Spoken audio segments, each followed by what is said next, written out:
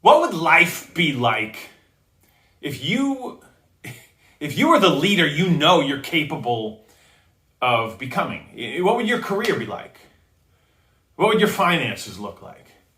What would the impact that you have on the community around you, what would that be like? If you were the leader that you are capable of becoming, what would your relationships look like? What would your bank account look like? What would your sense of self-worth look like? What would your marriage, what would your dating life look like?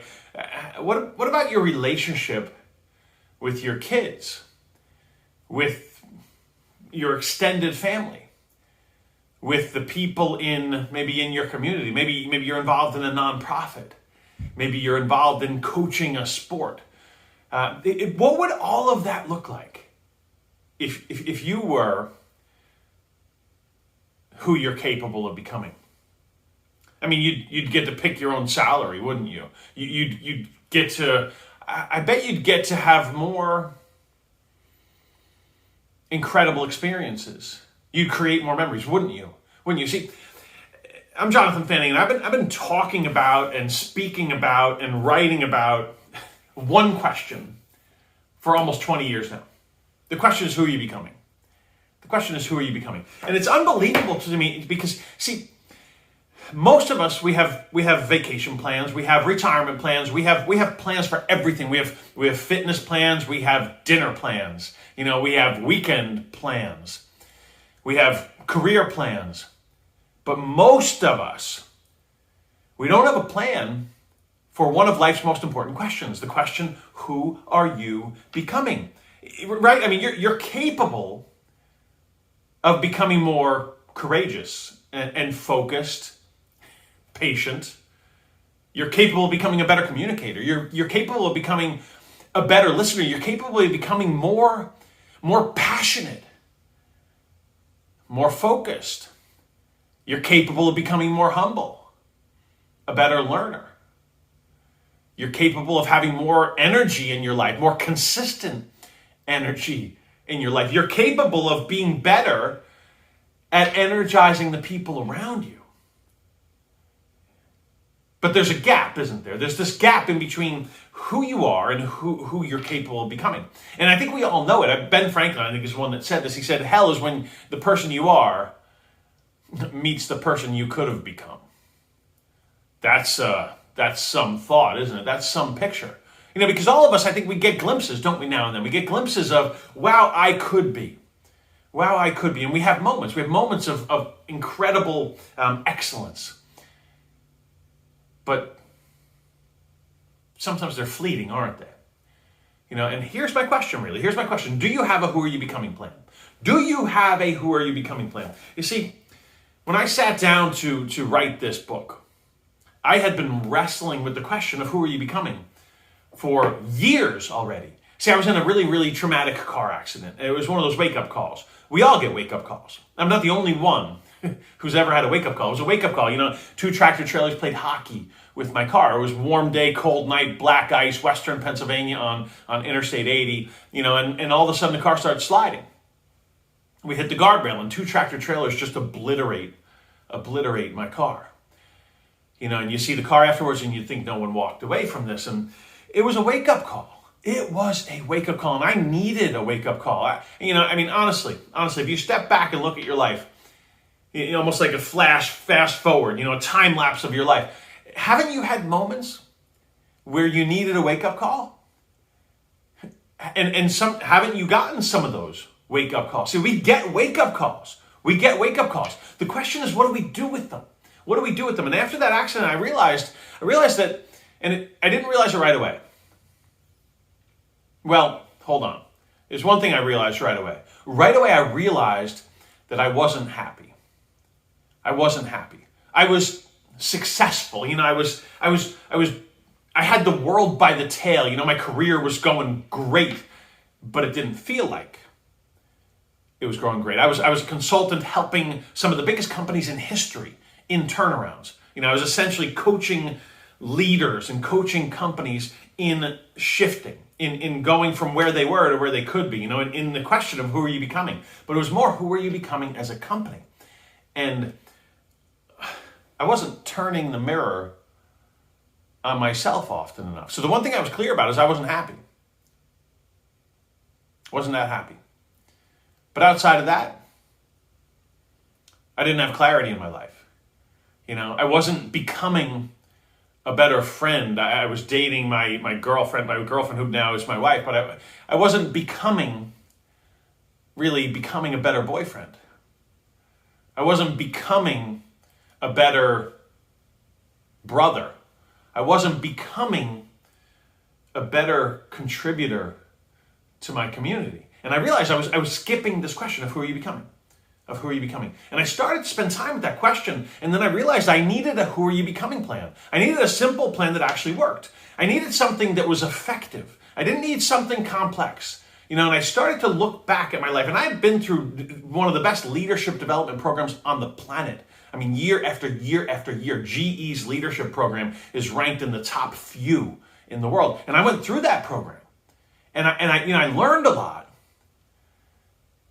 But I didn't necessarily do a lot with what I learned, And I started after this accident very slowly to say, what's my who are you becoming plan? What's my who are you becoming plan? And I started to realize that there are two ingredients. You want to be a better leader, better parent, better spouse, better business owner, better whatever, better friend. There are two ingredients. There are two ingredients. And here, I have some spaghetti with me because it gets at the two ingredients. It gets at the two ingredients. Many, many times I've done this with hundreds and hundreds of people around the country. I've done it with CEOs of companies. I've done it with business owners. I've done it with couples. I've done it with parents. I've done it with school teachers. I've done it with kids. I've done it with elementary kids. I've done it with high school kids. I've done it with MBA students. And I'll have them build a structure. I'll put them in little teams, 3 kids, 5 kids, 3 adults, 5 adults. It could be 5 CEOs of some of the biggest companies in history.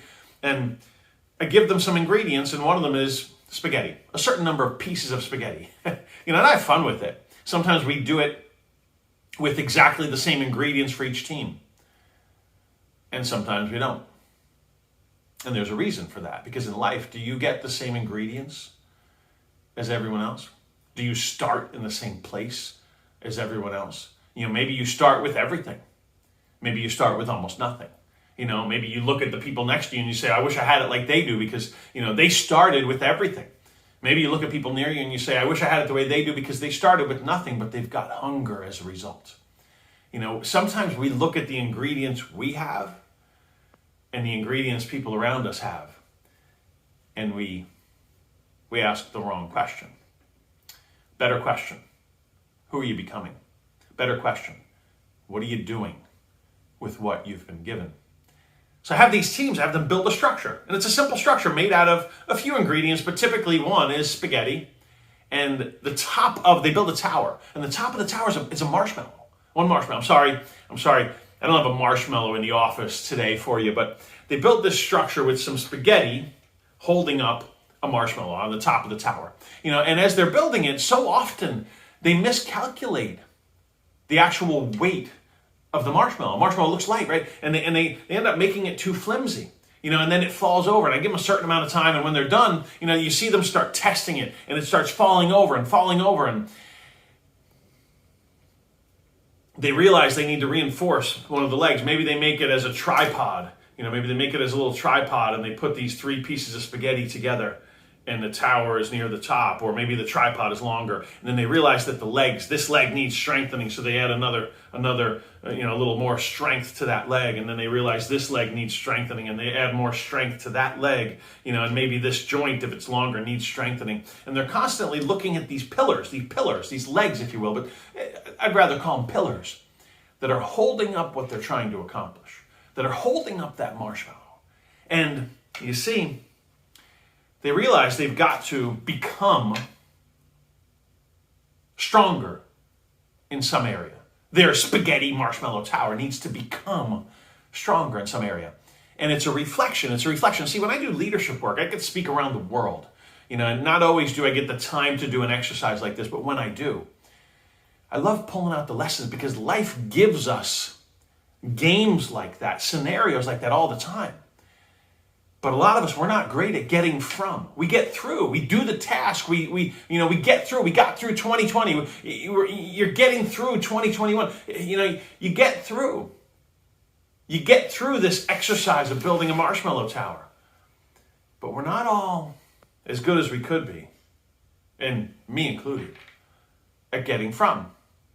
The two ingredients, you want a who are you becoming plan? There are two simple ingredients. The two simple ingredients are these. They're so simple. But be honest. How are you doing with these two? Here are the questions. Here are the ingredients. Number one, what are you working on? What are you working on? In other words, which pillar right now are you trying to build up? Are you trying to fortify? Are you trying to strengthen? What are you working on?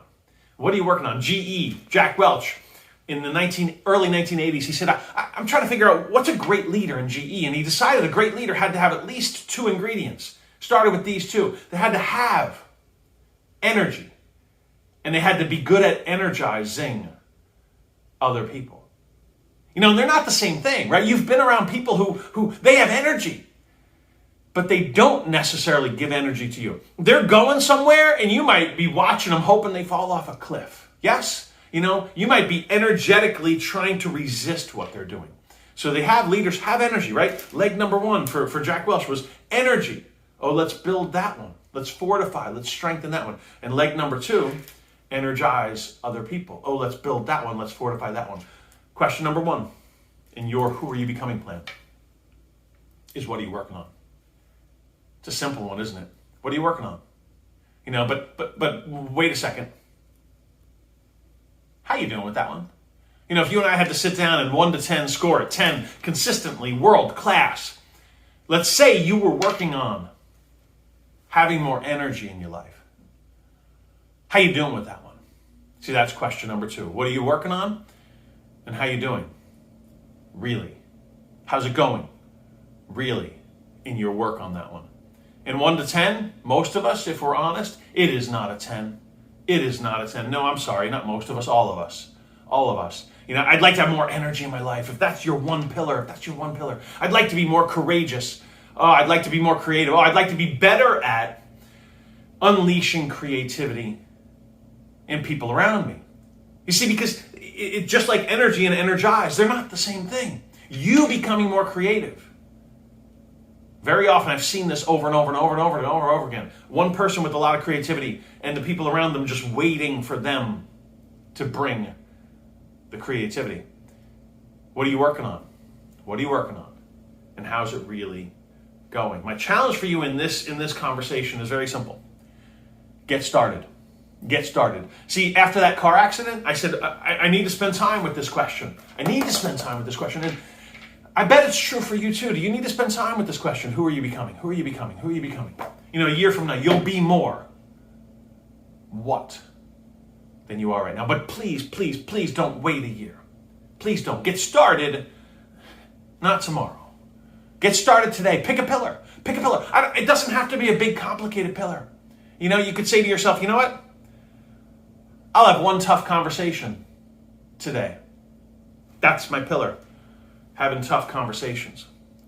You know what I'll do? I'll be a little bit better today at encouraging someone.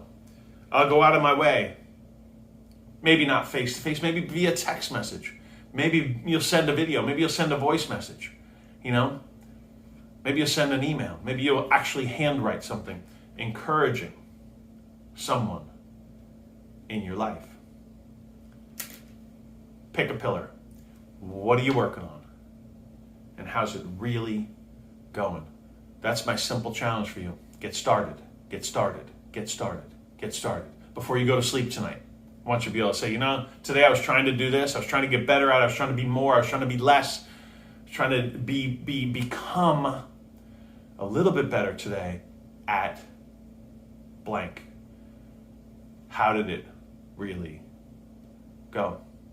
Give yourself that gift. Give yourself that gift of spending a little bit more time